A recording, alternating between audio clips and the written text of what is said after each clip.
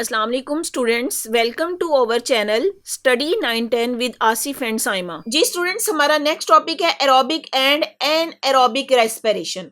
जो students biology पढ़ रहे हैं उनके लिए तो ये इजी टॉपिक है, लेकिन जो स्टूडेंट कंप्यूटर साइंस के साथ है उनको भी इसको अच्छे तरीके से समझ लेना चाहिए। वैसे तो ये एग्जाम के पॉइंट ऑफ व्यू से देखा जाए तो ये लॉन्ग क्वेश्चन में आपसे नहीं पूछा जाएगा, क्योंकि ये केमिस्ट्री का हिस्सा नहीं है। आपको जस्ट एग्जांपल के तौर पे ये दिया गया है। अगर आएगा इसमें से ज्यादा किसी शॉर्ट क्वेश्चन की फॉर्म में पूछ लिया जाएगा या कोई एमसीक्यू आ सकता है। तो देखते हैं अब होता क्या है एरोबिक एंड एनारोबिक रेस्पिरेशन। होता क्या रेस्पिरेशन क्या है? सांस लेने का अमल। तमाम जानदार सांस लेते हैं, इसको हम बोलते हैं रेस्पिरेशन। अगर वो रेस्पिरेशन ऑक्सीजन की प्रेजेंस में हो रही है तो उसको एरोबिक रेस्पिरेशन बोलेंगे, और अगर in the absence of oxygen हो रही है तो उसको एनएरोबिक बोलेंगे।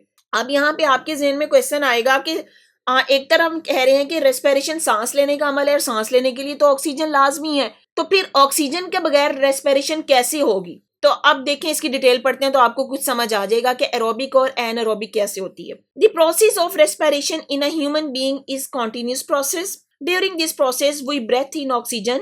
ब्रेथ इन ऑक्सीजन, हम ऑक्सीजन सांस के थ्रू अंदर लेके जाते हैं, and breathe out carbon dioxide, और कार्बन डाइऑक्साइड अपनी बॉडी से एक्सक्रीट करते हैं। Respiration also carries complex chemical reaction inside the human body.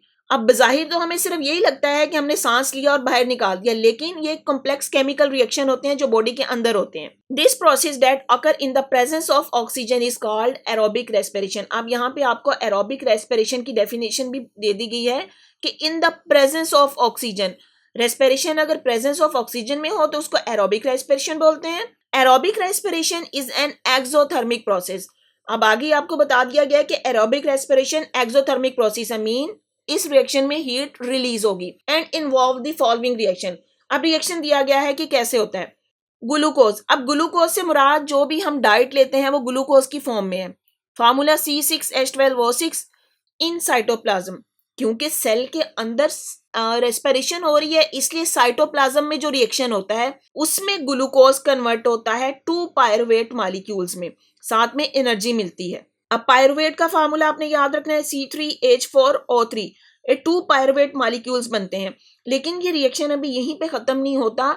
इसकी फर्दर आगे से रिएक्शन होता है जिसमें फर्दर ये पायरुवेट ऑक्सीजन के साथ मिलते हैं और कार्बन डाइऑक्साइड और वाटर में कन्वर्ट हो जाते हैं और साथ में हमें एनर्जी मिलती है। लेकिन जो पायरुवेट ऑक्सीजन के साथ रिएक्ट करके कार्बन डाइऑक्साइड और वाटर में कन्वर्ट होता है, तो ये सेल के माइटोकॉन्ड्रिया में ये रिएक्शन होता है। इसको हम बोलते हैं एरोबिक रेस्पिरेशन। तो एरोबिक रेस्पिरेशन के एंड प्रोडक्ट कार्बन डाइऑक्साइड और वाटर और एनर्जी मिलेगी। अच्छा जी, ये टॉपिक डिस्कस किया गया ग्लाइकोलिसिस। ग्लाइकोलिसिस क्या है? During glycolysis 1 molecule of glucose is split into 2 molecules of pyruvate. अभी जो रिएक्शन हमने पढ़ा उसमें यही देखा कि ग्लूकोज मॉलिक्यूल स्प्लिट हो जाता है और 2 मॉलिक्यूल्स ऑफ पायरुवेट बनाता है। This process involve a series of the reaction catalysed bye enzyme with the net production of 2 ATP adenosine triphosphate. इस प्रोसेस में एंजाइम कैटालिस्ट के तौर पे रिएक्ट करेंगे और यहाँ पे जो एनर्जी मिलेगी हमें वो ATP की फॉर्म में मिलेगी, ATP adenosine triphosphate. When cells of our body require energy for performing the metabolic activities, they use this ATP and break it down to get the required energy. अब क्योंकि हमें अपनी एक्टिविटीज परफॉर्म करने के लिए energy चाहिए, तो ये एनर्जी वही है जो ATP की फॉर्म में आती है। तो रेस्पिरेशन का अमल जिसमें ग्लूकोज रिएक्ट करेगा, पायरुवेट बनाएगा, पायरुवेट के बाद यहाँ पे इस पे एंजाइम एक्ट करेंगे और जो एनर्जी है वो ATP की फॉर्म में मिलेगी और यही एनर्जी बॉडी के सेल्स इसको यूटिलाइज करेंगे। The food we eat undergoes digestion in our body and the digested food molecule that are absorb by the cell undergo the oxidation to produce energy. अब oxidation क्यों? क्योंकि oxygen की मौजूदगी में ये रिएक्शन हो रहा है, इसीलिए इसको हम बोल रहे हैं ऑक्सीडेशन। तो जितनी खुराक हम खाते हैं डाइजेस्ट होती है, सेल के अंदर उसमें प्रॉपर रिएक्शंस होते हैं जिसके बाद वो हमें एनर्जी मिलती है। In certain organisms like bacteria and algae, respiration occurs in the absence of oxygen and it is called anaerobic respiration. अब यहाँ पे बात आ गई है एनएरोबिक रेस्पिरेशन, वो रेस्पिरेशन जो विदाउट ऑक्सीजन होती है या in the absence of oxygen, इसको हम बोलते हैं एनएरोबिक रेस्पिरेशन। लेकिन वो कहाँ पे होती है? बैक्टीरियाज में या एल्गी में. This is also an exothermic process and during this process glucose is converted into carbon dioxide and ethanol with the evolution of energy. अब यहाँ पे एनारोबिक रेस्पिरेशन उसका भी उसकी इक्वेशन दी गई है. उसी तरह देखें, साइटोप्लाज्म में ग्लूकोज मॉलिक्यूल कन्वर्ट होगा पायरोवेट में कन्वर्ट हो रहा है, साथ में एनर्जी मिल रही है. एनर्जी यहाँ पे एटीपी की फॉर्म में मिलती है. लेकिन इस रिएक्शन का जो अगला स्टेप है ये एब्सेंस ऑफ ऑक्सीजन में होगा. अब एब्सेंस ऑफ ऑक्सीजन में हो रहा है, इसीलिए हम इसको बोल रहे हैं एनएरोबिक रेस्पिरेशन. एग्जाम्पल दी गई है जैसे यीस्ट में, बैक्टीरिया में या एल्गी में होती है. तो एनएरोबिक रेस्पिरेशन का एंड प्रोडक्ट क्या होगा?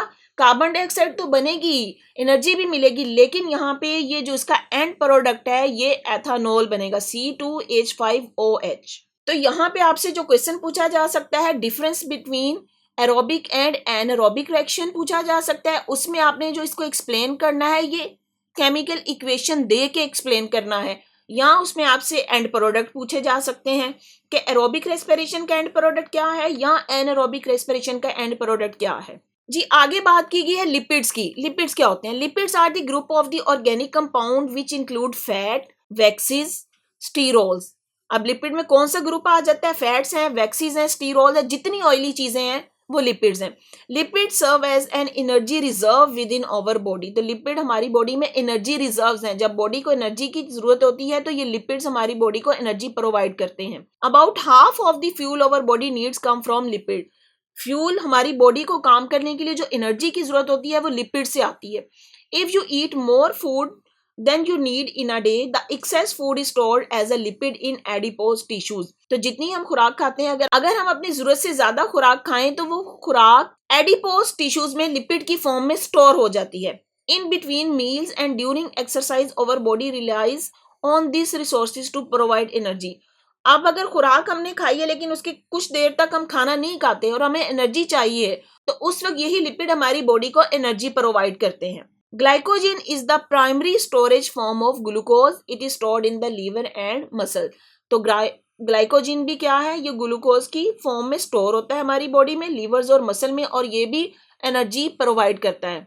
तो ये जो टॉपिक है एक्चुअली तो ये बायोलॉजिकल का टॉपिक है, लेकिन आपको यहाँ पे देने का मतलब उसके केमिकल रिएक्शन हो रहे हैं, उसमें किस तरीके से होता है, उसका प्रोडक्ट क्या बनता है, या एंजाइम उस रिएक्शन को स्पीड अप करते हैं, इसलिए डिस्कस किया गया है. थोड़ा बहुत आपको यहाँ पे लिपिड्स के बारे में बता दिया गया है, लिपिड्स क्या है, ग्लाइकोजन क्या है. तो यहाँ पे ये शॉर्ट क्वेश्चन की फॉर्म में आपसे इससे क्वेश्चन पूछे जा सकते हैं. जी स्टूडेंट्स, अगर आपको मेरा लेक्चर पसंद आया है तो मेरी वीडियो को लाइक करें, अपने फ्रेंड्स के साथ शेयर करें, मेरे चैनल को सब्सक्राइब करें और बेल आइकन पे क्लिक कर दें ताकि हर आने वाली न्यू वीडियो सबसे पहले आपको मिल जाए. Thank you. दुआओं में याद रखिए. अल्लाह हाफिज़.